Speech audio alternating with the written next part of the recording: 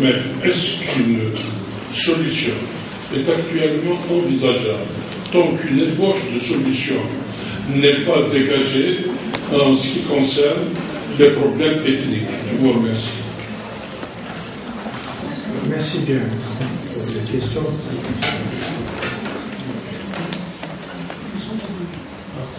Je crois que ce qui s'est passé au Mali doit être une leçon pour tout le monde, à la fois les Maliens et les voisins des Maliens, et singulièrement de l'Algérie, qui, comme vous l'avez dit, a joué un rôle dans la résolution des crises du nord du Mali.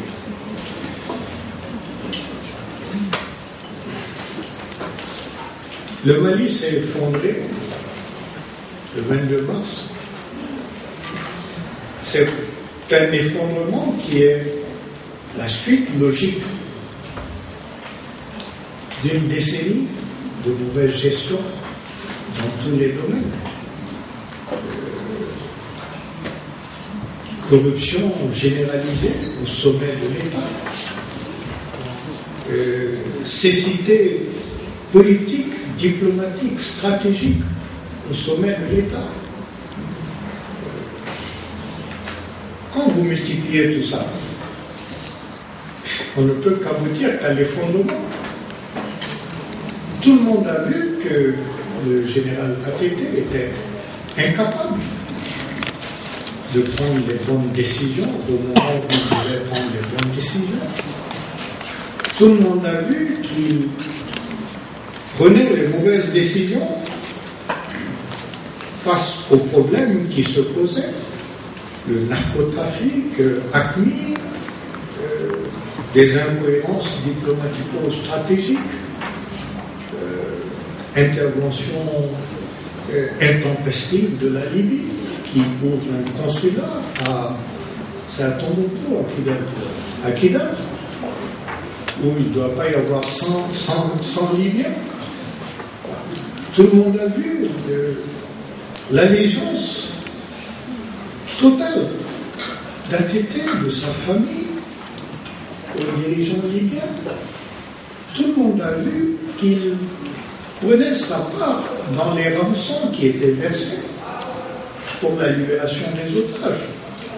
Donc, je pense que nous sommes tous responsables en quelque sorte, les Maliens, mais également toute la sous-région, parce que nous n'avons pas su trouver les réponses appropriées face à un mal qui gangrénait la sous-région. L'effondrement du Mali était inéluctable. Donc, je pense que la situation actuelle mérite d'être pensée par les Maliens, parce qu'ils sont les premières victimes, premières victimes, et par la sous-région, pour que ce genre de situation arrive. Parce que la sécurité de toute la sous-région est menacée aujourd'hui. Nous avons eu l'effondrement libyen qui a entraîné beaucoup de problèmes, mais l'effondrement malien entraîne plus de problèmes encore que l'effondrement libyen, dans la mesure où nous avons maintenant programmé pour le Mali près de 12 000 hommes qui seront stationnés sur notre territoire. Nous aurons une force parallèle permanente qui sera là. Je disais l'autre jour à quelqu'un, l'opération Épervier au Tchad a commencé en 1982. Elle perdure. Donc, il y a beaucoup de questions que nous devons résoudre ensemble. Et je dis, nous devons travailler main dans la main. Maintenant, pour que la région puisse revenir sous le contrôle de la région. Ce n'est pas demain, demain sera un autre jour. C'est maintenant que nous devons travailler ensemble. Alors ça, c'est le message que moi je porte. C'est maintenant. Comme nous l'avons fait dans les années 60, nous avons travaillé main dans la main. Nous avons créé les conditions d'une alliance politique et stratégique forte. Nous avons demandé l'évacuation des bases militaires françaises de territoire malien. Demain, il faut qu'on crée les conditions de notre souveraineté, de notre indépendance. Et ça passe par la conjugaison des efforts de tous ceux qui veulent que l'Afrique reste aux Africains. Maintenant, je ne crois pas à l'ébauche d'une solution politique avec les autorités actuelles. Et je m'excuse de le dire, je sais de quoi je parle. Je ne veux pas entrer dans le détail. Il ne faut pas se faire d'illusions.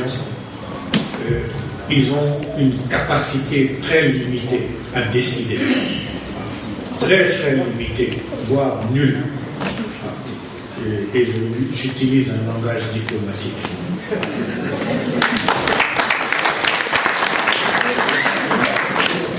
Madame Habibas.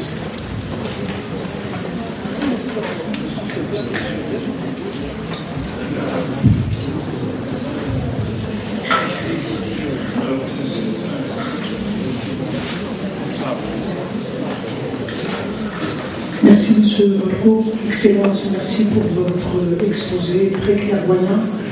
Excusez ma franchise, mais je demeure pessimiste. Je demeure pessimiste parce qu'il y a un exemple à travers l'histoire et l'histoire contemporaine. Il y a vraiment des ressemblances. La CEDEAO a joué le rôle qu'a joué la Ligue arabe pour les printemps arabes. L'Union africaine aussi a été complice. Les seules voix qui se sont levées, qui ont été élevées à partir de l'Algérie, étaient contre une intervention étrangère. Et nous sommes restés seuls. Nous, on l'a fait au nom de la société civile. Moi, je suis lauréate du prix des Nations Unies pour la société civile.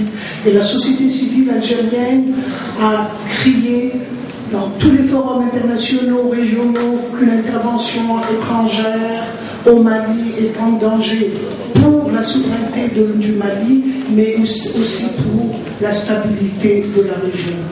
Ce qui me révolte, et c'est dû à mon incompréhension, je ne comprends pas comment les populations maliennes ont joué le jeu. Il y a eu une guerre médiatique, on a vu sur tous les écrans des populations faire allégeance à la France, excusez l'expression, mais c'était ça.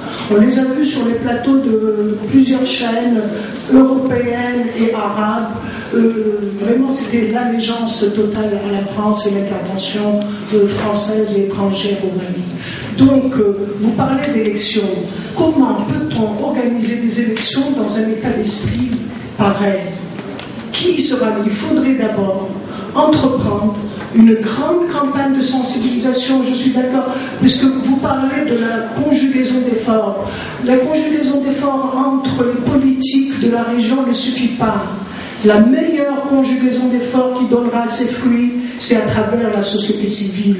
Et là, on verra le rôle que peut jouer l'Union africaine, qui regroupe plusieurs associations de la région, ou bien dans le bilatéral ou dans le régional. Sans une campagne de sensibilisation, d'explication au Mali, à l'intérieur du Mali, du danger qu'a été cette intervention militaire, des stratégies, parce que bon, on l'a vu pour l'Irak, les Américains ont intervenu en Irak, 2003, ils se sont retirés. Quelle est la situation en Irak actuellement? Ils ont laissé le peuple plonger dans le chaos tout en préservant leurs acquis. La France, ça va être pareil.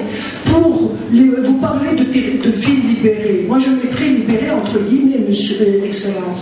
Pour la simple raison, je ne suis pas stratège, je ne suis pas ni militaire ni diplomate, mais en tant que militante, je pense que cette libération entre guillemets, le retrait des djihadistes n'est qu'un retrait stratégique. Quand l'armée française partira, quand les militaires étrangers partiront, il faut se remanifester et ça va être la guérilla. Donc, moi je pense qu'il faut une véritable campagne de sensibilisation au sein de la population malienne à travers la société civile des pays de la région et des Africains. Merci, Excellence. Merci bien, Madame la Ministre. J'ai compris tout ce que vous avez dit et je pense que nous ne sommes pas en opposition sur l'essentiel. Moi, je ne suis pas pessimiste parce que il y a des étudiants parfois qui m'interpellent, ils disent qu'on a tout essayé et rien ne marche et qu'ils ne voient pas la solution. J'ai dit la solution c'est le combat. Il n'y a pas autre chose que le combat. Il faut se battre. Si vous ne voulez pas vous battre, vous acceptez la soumission. Si vous n'êtes pas optimiste, ça veut dire que celui qui est là a vaincu. Il s'installe, puisque vous dites il ne peut rien faire. Donc la seule solution, c'est le combat. C'est un combat multiforme qui nécessite la mobilisation, la conjugaison des efforts de toutes les parties prenantes, de tous les acteurs, la société civile, les partis politiques, les autorités traditionnelles, religieuses, pour que la situation qui est là ne perdure pas. Il faut se battre, il faut accepter le combat. C'est de cette manière-là que nous pourrons changer la situation. Et je pense que on sait quand commence une guerre, on ne sait pas quand est-ce qu'elle se termine, ni comment elle va se terminer. George Bush avait déclaré, quelques mois après son intervention en Nicaragua, que sa mission était accomplie. Mais le plus dur était devant lui. Il a été obligé, en tout cas son successeur a été obligé de quitter l'Irak. L'Afghanistan, ils vont quitter. Après des milliers de morts, après avoir englouti des milliards de dollars. Bien sûr que ces pays sont dans des situations terribles, puisqu'on a cassé leur État national et qu'il faut reconstruire un nouvel État. Cela va prendre du temps. Mais une chose est sûre, ils ont été obligés d'évacuer un territoire qu'ils pensaient avoir conquis et où ils pensaient rester. Ils ne sont plus présents sur le territoire comme ils l'avaient souhaité. Maintenant, il appartient aux Irakiens, aux Afghans, à tous ceux-ci de faire en sorte qu'ils retrouvent la souveraineté sur leur pays. Il n'y a pas de remède miracle face aux situations auxquelles nous sommes confrontés, c'est le combat. Il faut se battre, il faut créer des alliances stratégiques, il faut déterminer les véritables enjeux et se donner les moyens de changer la situation. Je pense que même au sein de la CEDEAO, la situation peut changer s'il y a un travail de fond qui est mené.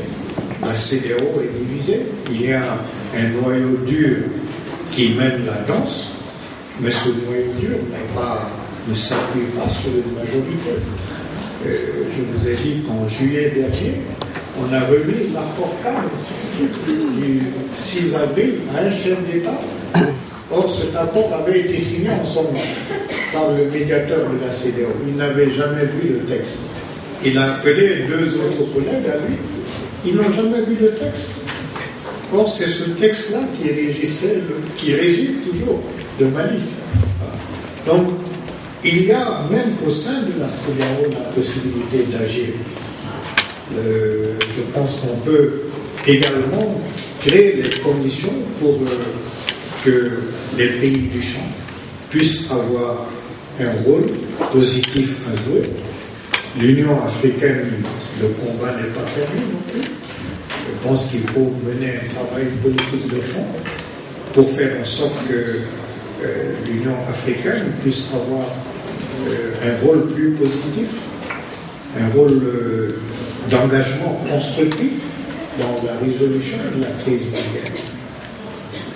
Il faut se battre, madame. C'est tout ce que je peux vous dire.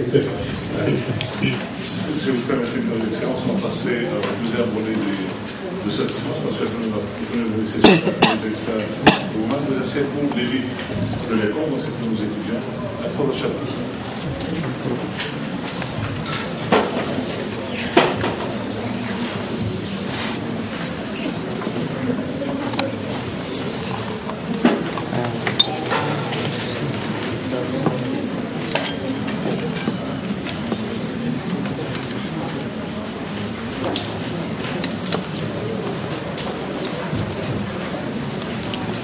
Bonjour à tous. Wadah Mohamed, master, étudiant master études stratégiques internationales. Tout d'abord, permettez-moi de vous remercier de votre intervention, de vos clarifications. Et je vous souhaite le bienvenue chez nous. Et je vous invite de considérer que vous êtes chez vous. Monsieur, vous avez focalisé la crise malienne sur surtout l'effondrement du Mali, surtout à cause du budget militaire. Et vous avez dit que vous avez perdu votre destin, votre contrôle de votre destin. Mais vous ne voyez pas, monsieur, que c'était avant, dans les accords signés en Algérie en 2006. En 2006, qui ont entériné le retrait de l'armée malienne, et qui ont permis la sanctuarisation des groupes terroristes comme l'ACMI, comme le MIJAM et les autres narcotrafiquants. Et je vous remercie infiniment. Oui, merci bien pour les mots d'hospitalité. Je dis qu'il faut tirer les leçons de tout ce qui nous est arrivé. Moi, je me focalise maintenant sur la reconstruction d'un État national malien. Et cela passe par la présence de l'État dans le nord du Mali. L'État n'était plus présent dans le nord du Mali. Le nord du Mali a échappé au contrôle des Maliens. Toutes les antennes des institutions étatiques maliennes dans le nord du Mali étaient gangrénées par la corruption. Les gens recevaient leur pro-bono, ils savaient qu'il y avait le narcotrafic, ils prenaient une partie des profits. La douane, l'administration, les gouverneurs, etc. Donc il n'y avait plus d'État. Dès lors que les autorités étatiques locales étaient corrompues et avaient partie liée à ceux qui combattaient l'État en quelque sorte, il n'y avait plus d'État. Et le couronnement, ça a été après le 22 mars 2012, où l'armée était incapable de faire face à l'avancée de ces groupes terroristes. Moi, je préfère terroristes et criminels plutôt que djihadistes. Enfin, je ne pense pas que ce soit des djihadistes et des groupes criminels et terroristes. L'armée ne pouvait pas faire face parce que l'armée elle-même était gangrénée par la corruption. Et l'armée a été victime de, je dirais, 2 décennies de malgouvernance. Dans le recrutement, dans la formation, dans l'absence d'équipement, etc. Donc, on avait une armée qui était incapable d'assurer sa mission essentielle, c'est-à-dire la protection de la souveraineté de l'État, la protection du pays. Voilà. Donc je pense qu'il faut tirer toutes les leçons de ces situations. La reconstruction d'un État national malien passe par la présence des institutions étatiques nationales dans le nord du Mali, des institutions fortes. Il faut une armée forte. L'armée, c'est l'épine dorsale de l'État. Si vous n'avez pas d'armée, votre souveraineté ne peut pas défendre votre souveraineté. Donc il faut une armée forte qui puisse défendre la souveraineté du pays.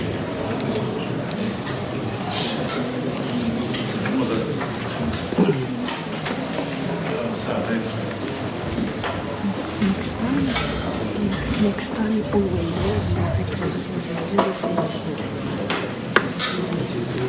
bonjour à tous, étudiante Loati Sarah, département politique de défense et de sécurité. On vous remercie, monsieur, d'avoir accepté l'invitation de l'école. Merci, monsieur. Vous avez dit, Excellence, que le Mali prévoit un nouvel aménagement du territoire. Donc, comme on dit souvent, pour arriver à réaliser une démocratie nationale, il faut commencer tout d'abord par construire une démocratie locale. Donc, ma question est la suivante. Ne pensez-vous pas, Excellence, que la non-institutionnalisation du concept de région et l'ambiguïté de l'ingénierie territoriale malienne sont des raisons principales pour la complexité de la situation en Mali? Merci. Moi, je crois que la raison principale de la situation actuelle, c'est l'effondrement politique, c'est-à-dire des dirigeants aveugles, incapables d'assumer leur mission, incapables de dégager des lignes politiques, diplomatiques, économiques qui permettent de conforter le pays, sa souveraineté. Donc, la raison principale, c'est la crise du leadership au Mali. Nous avons vécu une décennie où nous avions un dirigeant qui était quasiment inculte, qui ne comprenait rien au problème. Formation scolaire sommaire, formation militaire sommaire. Je pense qu'on ne tire pas sur une ambulance qui transporte. Donc, je pense que le problème principal du Mali, c'est la crise du leadership les 10 dernières années. Il faut reconstruire un nouvel État national. Ça passe par un nouvel aménagement du territoire. Ça passe par la reconfiguration territoriale. Je ne souhaite pas trop m'engager dans cette direction dans la mesure où ce sont des choses qui doivent être validées par l'ensemble national. Il faut que ces choses-là soient discutées. En tout cas, mon point de vue personnel, c'est que nous devons redessiner notre territoire national à l'aune de tout ce qui s'est passé au cours des 20 dernières années, pour faire en sorte qu'on crée des ensembles politiques administratifs cohérents, des ensembles politiques administratifs qui prennent en compte les spécificités locales, tout en s'inscrivant dans une dynamique nationale forte.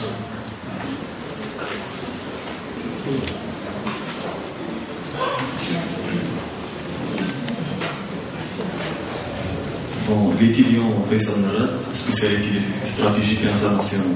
Vous avez parlé, monsieur, maintenant, et vous avez dit que le combat est la solution unique pour la crise malienne. Ma question est la suivante. Est-ce que vous pensez que l'intervention militaire française va porter la stabilité et va assurer la sécurisation de Mali au long terme? Et pourquoi l'initiative algérienne sur l'approche globale de la résolution de la crise malienne a été marginalisée pourtant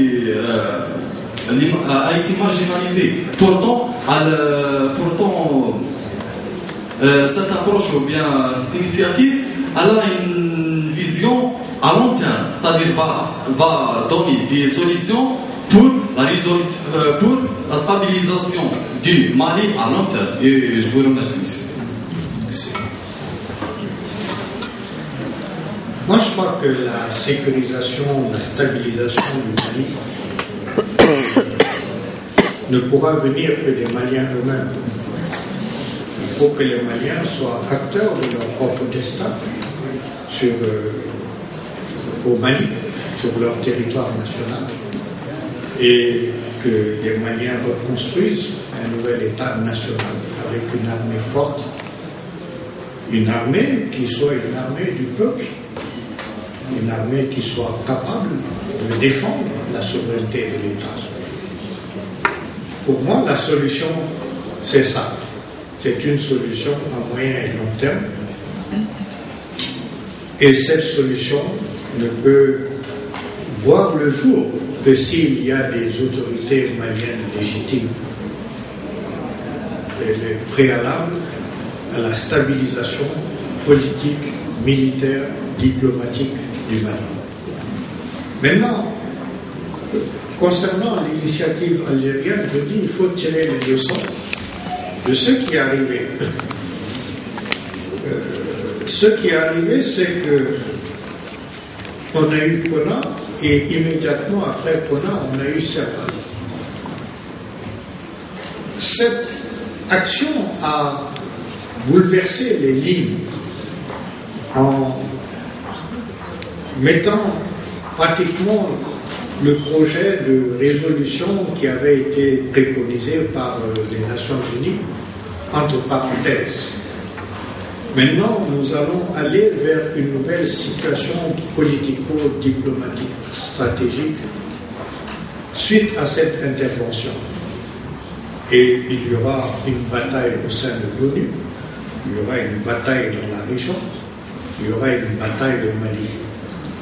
Et je dis, les acteurs concernés, ceux qui veulent que la région demeure entre les mains de la région, que l'Afrique demeure la propriété des Africains, il faut que ces acteurs conjuguent leurs efforts et puis engagent le combat pour que cela devienne une réalité.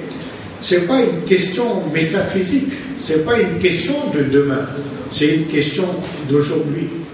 Il y a plusieurs batailles politiques, diplomatiques qui sont en cours. Il faut que les acteurs qui veulent que l'Afrique reste aux Africains agissent de concert. Et je pense que c'est très clair. En tout cas, dans mon esprit, pour nous, Maliens nationalistes, nous savons ce à quoi nous devons nous en tenir. Et je pense que les autres acteurs dans la sous-région doivent s'inscrire dans cette dynamique. Les batailles sont engagées et elles vont devenir de plus en plus rudes. Si jamais nous ne travaillons pas de concert, on peut connaître des situations que nous ne souhaitons pas et qui peuvent être des situations durables. Mais il faudra, en tout état de cause, combattre, se battre pour faire triompher les causes justes.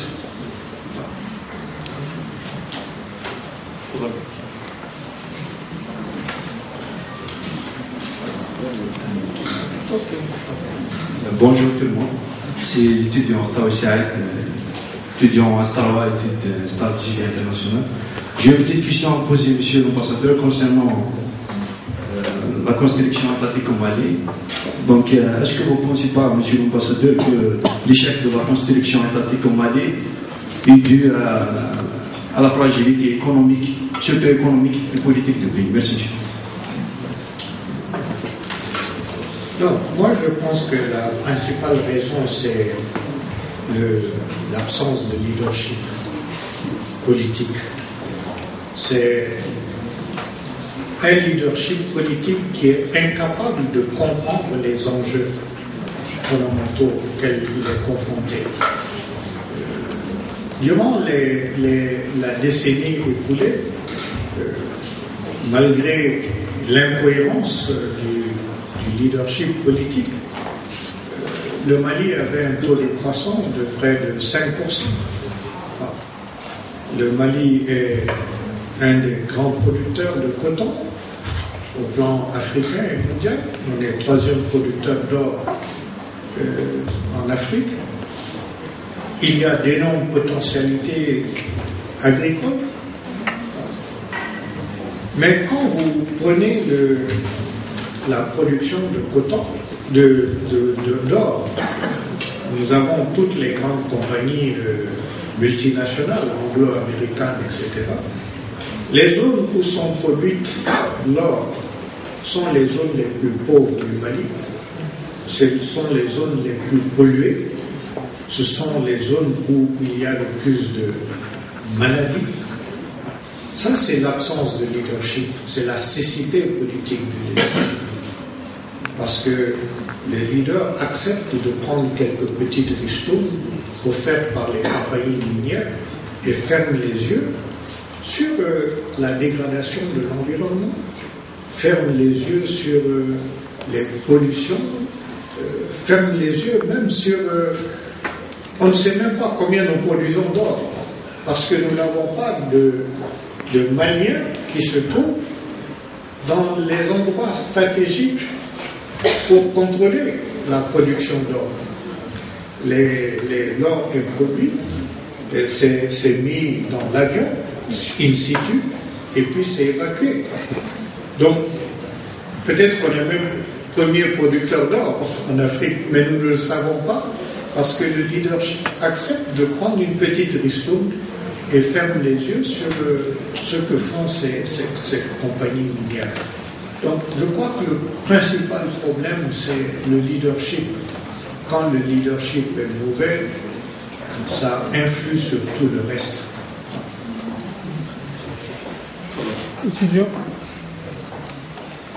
Étudiant Qader S2, études stratégiques internationales. Votre Excellence, d'aucuns disent que le Mali et l'ancien Soudan au pôle inversé. Le sud est au nord, le nord est au sud. Nous savons tous que ce qui est passé avec le Soudan, quel donc enseignement peut-on tirer du cas soudanais? Merci, votre Excellence. Oui. Ce qui s'est passé au Soudan interpelle tous les pays africains, pas le Mali seulement. Et je crois que le problème n'est pas compliqué à mes yeux. Si le leadership politique est nul, tout peut arriver. Pour moi, la question se résume à ça. Si le leadership politique n'est pas capable de comprendre les enjeux fondamentaux, les problèmes fondamentaux auxquels le pays est confronté, tout peut arriver. Le Mali a connu la perte de souveraineté sur les 2 tiers de son territoire national entre mai et janvier, février 2013. Donc tout peut arriver. Tout peut arriver. Et ça peut arriver dans tous les pays africains si les leaderships dans nos pays sont incapables de comprendre quels sont les vrais enjeux auxquels l'Afrique est confrontée. Vous voyez ce qui arrive en Centrafrique, où on accepte un coup d'État, la prise du pouvoir par une rébellion face à un pouvoir illégitime, entre guillemets. Ailleurs, on condamne la prise du pouvoir par la force, mais ici, on accepte, on consacre, on dit il faut qu'il y ait un Conseil national de transition. Et ce Conseil s'est réuni et a élu le putschiste à la tête du pays. Il n'y a pas eu de récrimination venant de la communauté internationale. Même les Nations Unies semblent s'accommoder de cette situation. C'est pour vous dire que l'Afrique sera toujours victime d'elle-même et de l'extérieur tant qu'elle ne prendra pas en main son destin. Et tout peut arriver. Il ne faut rien exclure dans l'histoire. Si ceux qui sont en charge des pays sont incapables de comprendre les enjeux fondamentaux de l'heure, tout peut arriver. Ce qui est arrivé au Sud-Soudan peut arriver à n'importe quel pays africain si le leadership ne comprend pas au moment où les crises se posent. Vous avez des questions?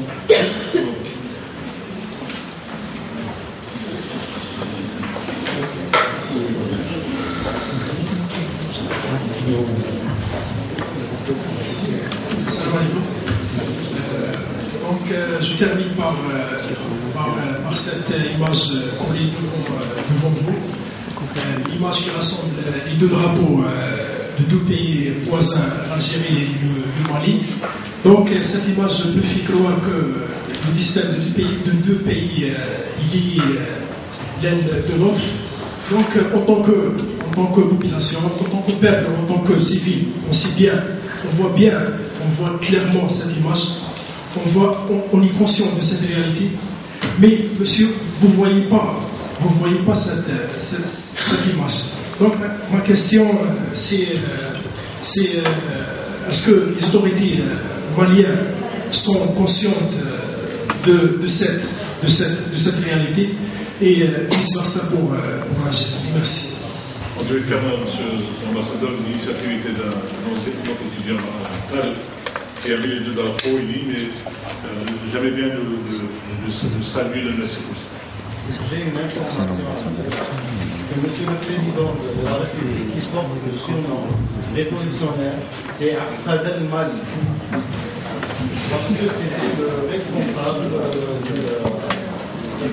de circulation des armes pour dégager le sale colonialisme français à l'époque. Moi, je n'ai pas vu cette image, mais je n'ai pas besoin de la voir. C'est dans ma tête et je dirais que c'est dans mes gènes. Mon père fait partie des héros de l'indépendance nationale du Mali. Il a fait partie d'un régime qui a demandé l'évacuation des bases militaires françaises du territoire malien pour dégager le nord du Mali et permettre au président Bouteflika de venir à Gao et de faire le travail que le précédent lui avait fait. Le chemin avait été dégagé par François, qui avait mené une mission depuis le Ghana jusqu'au Mali et qui a ouvert le chemin pour donc la création de cette 49e wilaya, on dirait, à Gao. Et je n'ai pas besoin de voir cette image. Moi, je sais que nous sommes liés par l'histoire, nous sommes liés par le sang, mais surtout, je sais que notre destin stratégique est indissoluble. Le Mali et l'Algérie doivent conjuguer leurs efforts pour construire une nouvelle situation régionale qui permette aux pays de la région d'être maîtres de la région et qui permettent de stabiliser la situation dans cette région. Et je vois plus loin, je pense que nous devons engager une coopération économique, militaire, pour créer les conditions d'une paix durable dans cette région. Et je pense que nos deux pays doivent travailler ensemble pour cela. En tout cas, nous pensons que cela doit être fait dès maintenant. Demain sera un autre jour, je dis. Personne ne sait ce que sera demain. Donc c'est maintenant que nous devons agir, ici et maintenant, pour créer cette relation stratégique qui permettra de donner un nouveau visage à la région sahélo-saharienne. Et je vous remercie pour toutes les questions que vous m'avez posées.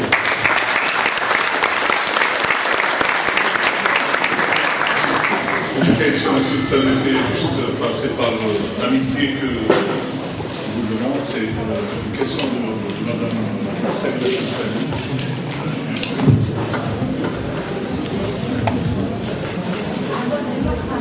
C'est maintenant, je m'excuse, vous êtes confondu.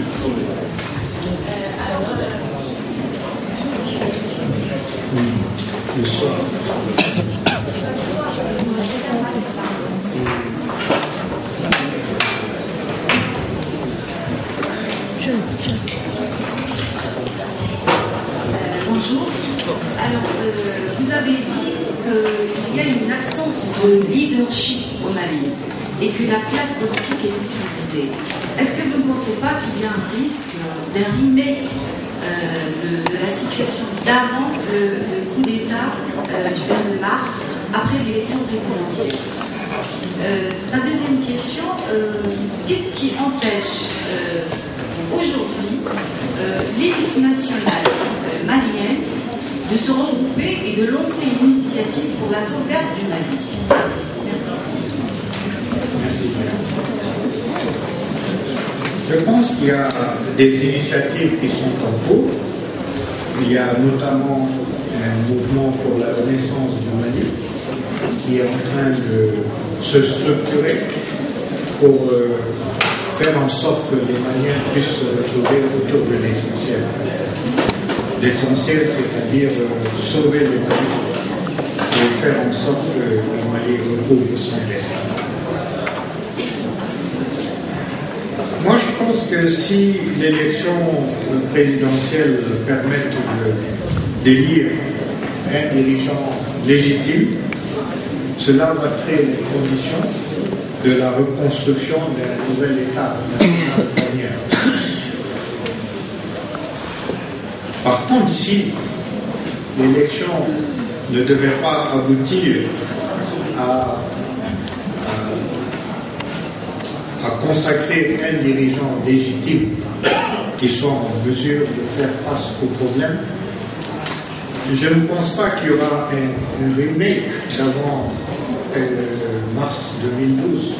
Je pense qu'il y aura quelque chose qui sera pire.